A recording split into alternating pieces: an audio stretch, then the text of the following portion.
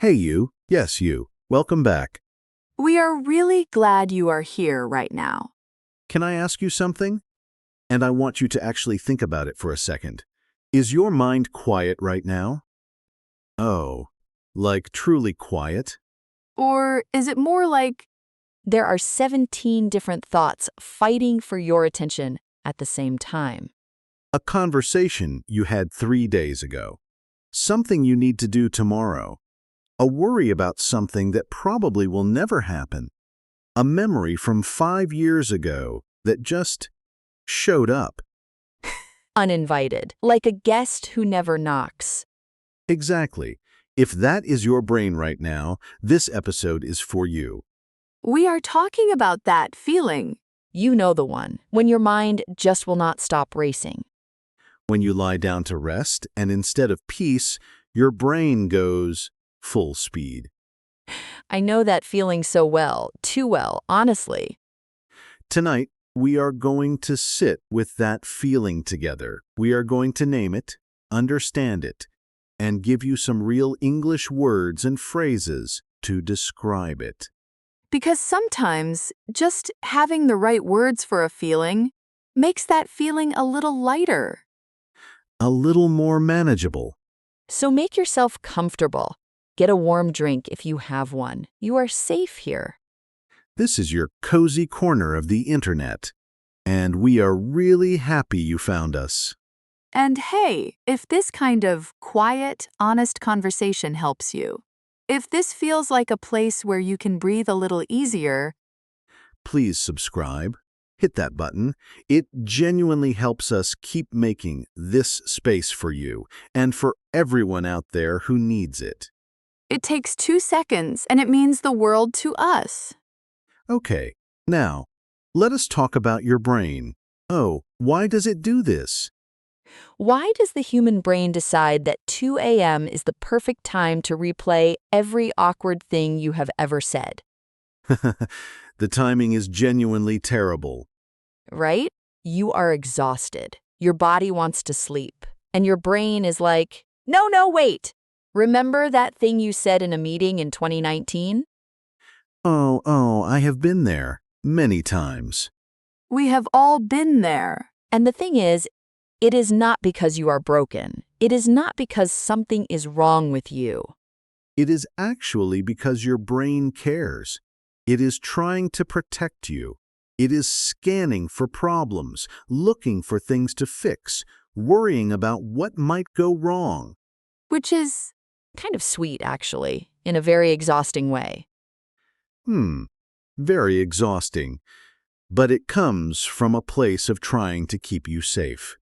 The problem is it does not know when to stop. It does not have an off switch. No off switch, no pause button, just constant noise. And that noise, that mental noise, it builds up, especially after a long day. Especially when you are tired.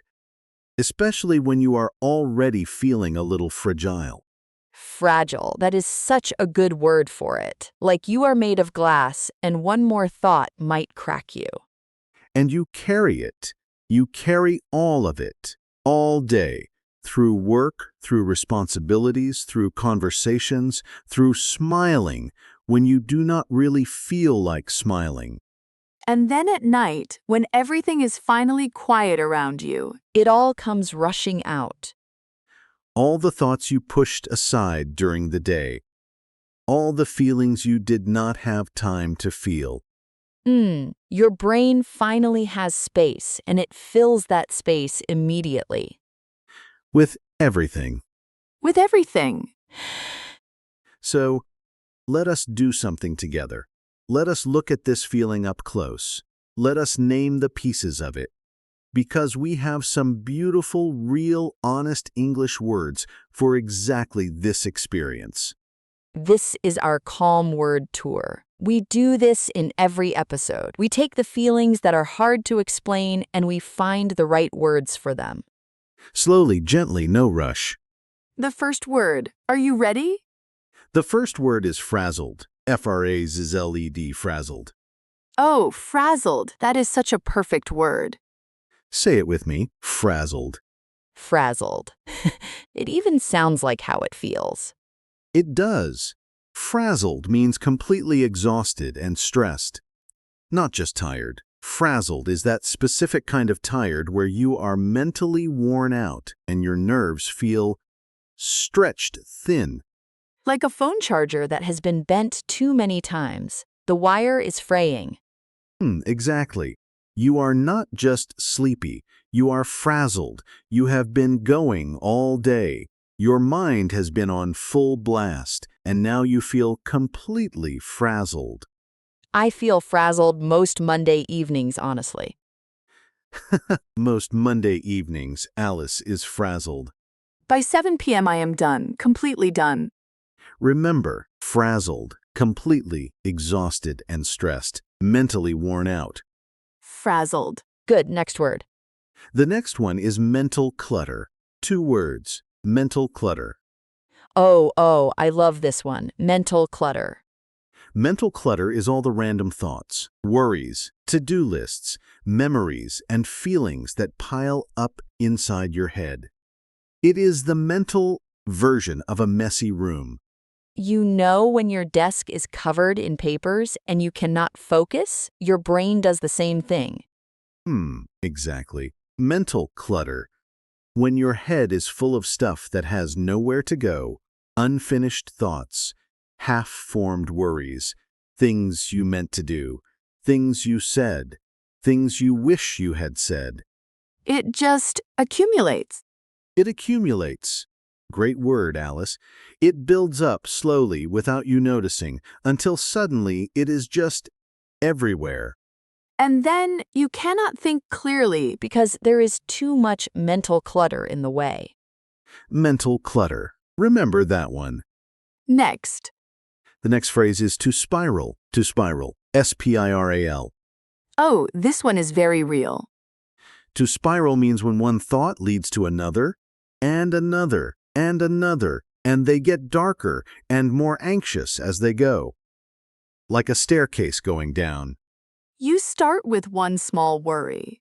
Like, did I send that email correctly? And then, what if I made a mistake? And then, what if my boss is angry? And then, what if I lose my job? And then, what if I cannot pay my rent? And you started with an email. One email, and now your life is falling apart in your head. That is spiraling. When your thoughts spiral, they go from small to catastrophic very quickly. And once you start spiraling, it is so hard to stop. So hard. But just knowing the word, just being able to say, wait, I am spiraling right now, that can actually help you interrupt it. It gives you a little distance from the thought. It does. You become the observer, not just the person stuck inside it. To spiral, when thoughts go from one to another, getting darker, harder to stop. Good, next word. Overwhelmed. Overwhelmed. We all know this one. Overwhelmed means you have too much to deal with, too much to feel, and it is more than you can handle right now. You feel like you are drowning. Not in water, in tasks, in emotions, in responsibilities. In life. In life, overwhelmed is when the weight of everything is just too much. And what I find really interesting is that you can be overwhelmed by good things too. Not just bad things, a new job opportunity, a big change, even something exciting can make you feel overwhelmed. Yes, because overwhelmed is really about volume. It is about too much, whatever that too much is. Overwhelmed. Too much. Cannot handle it all right now. Next phrase, bottle up. To bottle up your feelings, B-O-T-T-L-E. Oh, this one is really important. To bottle up means to keep your emotions hidden inside. Not to express them. To push them down and pretend they are not there. Like putting your feelings in a bottle, sealing it tight, and putting it on a shelf. Exactly. You bottle up your sadness. You bottle up your frustration. You bottle up your fear. You keep it all inside, and you carry on like nothing is wrong. And then, The bottle gets full. The bottle gets full, and when a bottle is too full, It overflows or it breaks. mm, it overflows or it breaks, and that is often why people have emotional breakdowns. Not because of one big thing, but because they have been bottling up 100 small things for a long time. I do this. I absolutely do this. Someone asks me how I am and I say fine, even when I am very much not fine. We almost all do it. It feels safer sometimes, less vulnerable, less messy. But the feelings do not go away just because you bottle them up. They wait patiently. Patiently. That is a scary thought. To bottle up, to hide your feelings inside instead of expressing them. Okay, more. Racing thoughts. We mentioned this in the title, but let us really define it properly.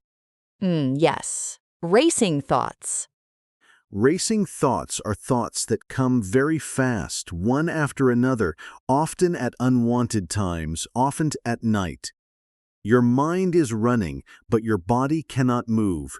Your thoughts are racing, but you cannot catch them or stop them.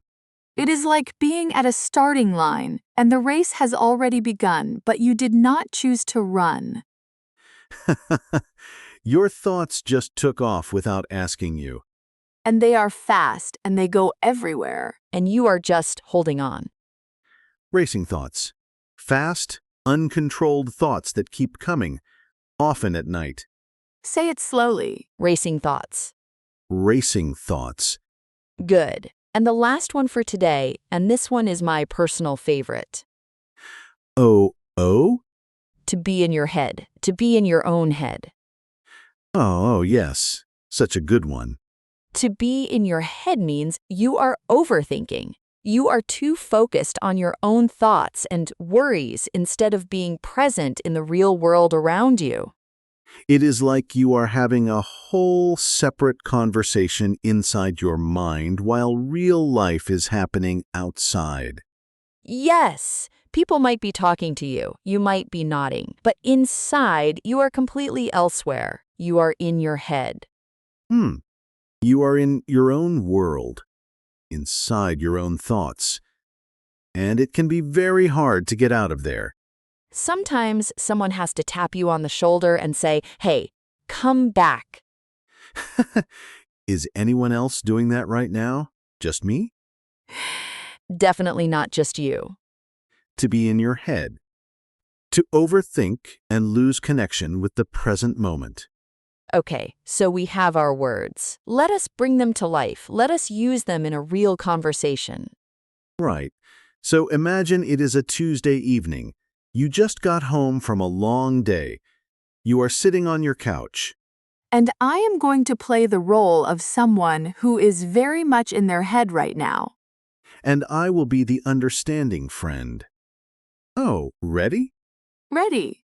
Hi, David, I do not know. I just feel so frazzled today. Like completely frazzled. I could not focus at work.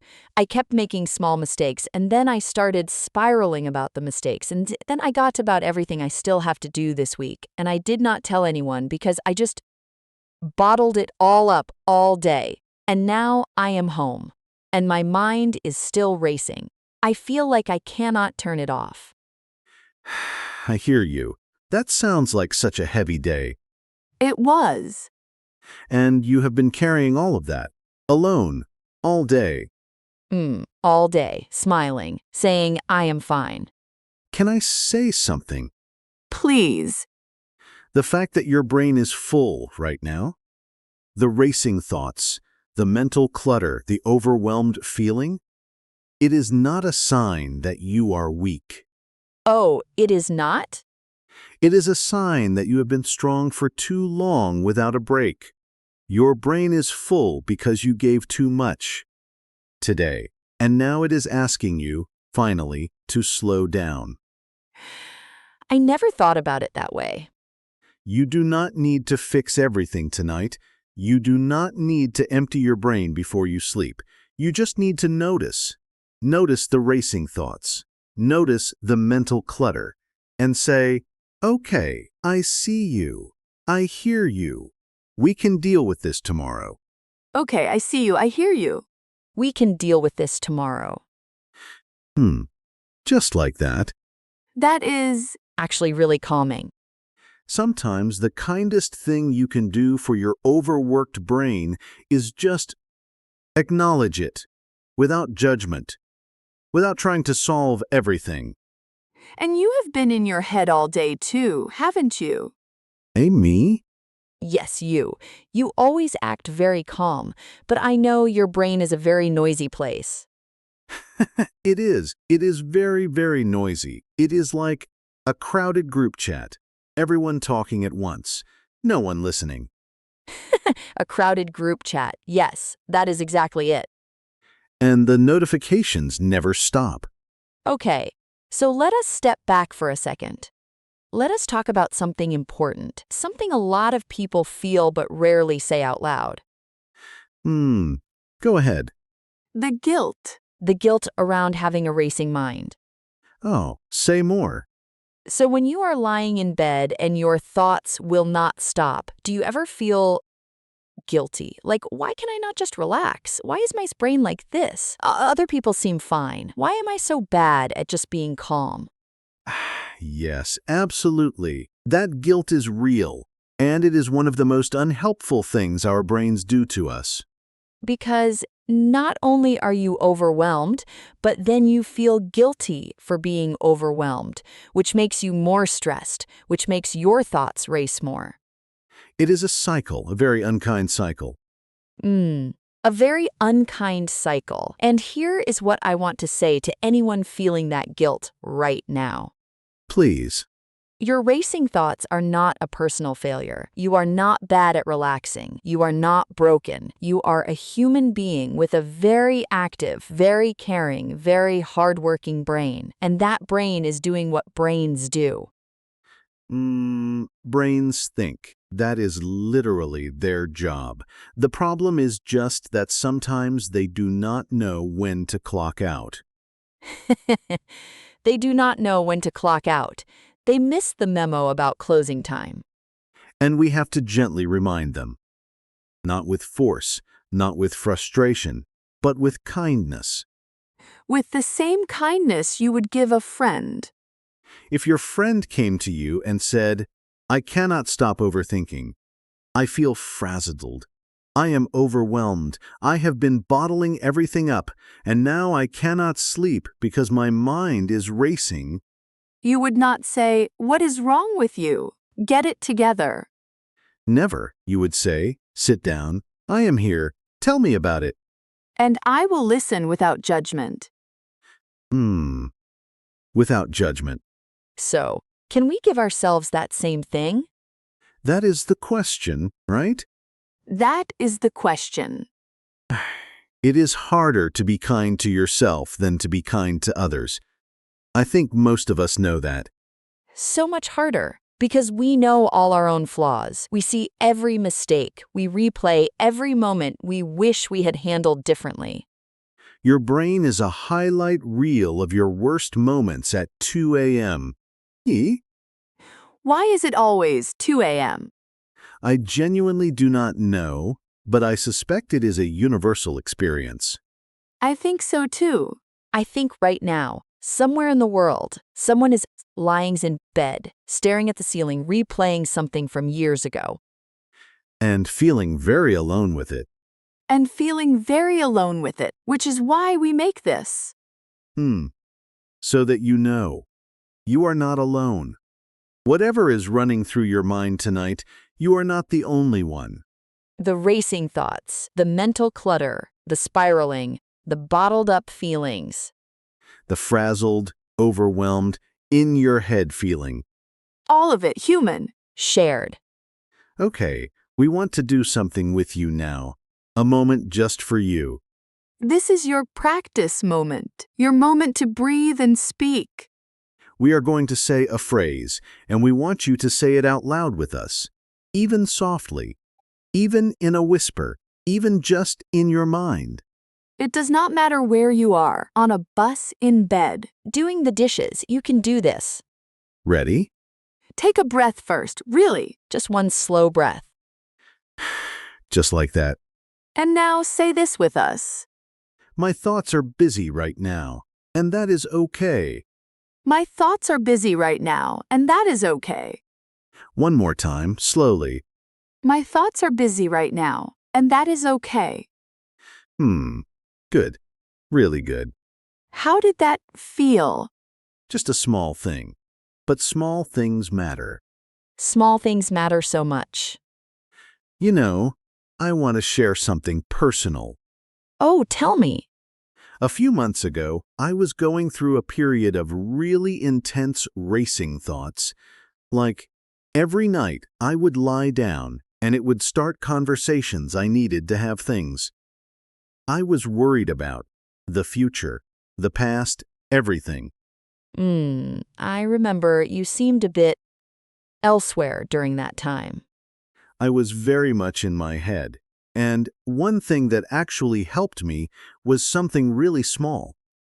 Before I went to sleep, I would take a piece of paper and I would just write down everything in my head, not to solve it, not to organize it, just to get it out of my brain and onto the paper.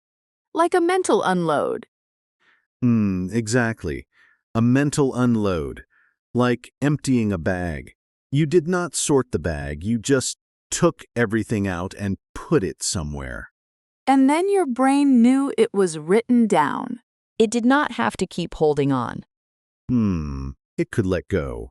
Just a little. Just enough. I do something similar. When my thoughts are really racing, I actually talk out loud to myself. Oh, really? I know that sounds a little strange. No, it does not. I just say out loud whatever I am thinking. Because something about hearing my own voice makes the thoughts feel more real and more manageable at the same time. It externalizes them. Yes! They are inside and invisible, and they feel huge. But when you say them out loud, they become real and somehow smaller. I think that is actually what good conversation does too. That is why talking to a friend helps, or journaling, or honestly, even this. Even listening to a podcast. Even listening to a podcast. You are not alone in these thoughts. You are hearing them named. You are hearing other people say, yes, I feel this too. And that changes things. It does, it really does. I want to go back to one word from earlier because I think it deserves a little more space to bottle up. Yes. I think so many of us do this, and we do not even notice we are doing it. Someone asks how we are, and we say fine, good, not too bad, and we move on. Because saying the truth feels like too much. Too heavy. Too inconvenient for the other person. Or we worry they will not understand. Or they will judge us. Or they have their own problems, and we do not want to add to that. So we bottle up and we carry it. And we keep carrying it for days, for weeks, for months sometimes. Until our shoulders hurt, literally. Have you ever noticed that? Oh, the physical weight? When I have been bottling up stress for a long time, my shoulders are always tight, my jaw is tense, my chest feels heavy.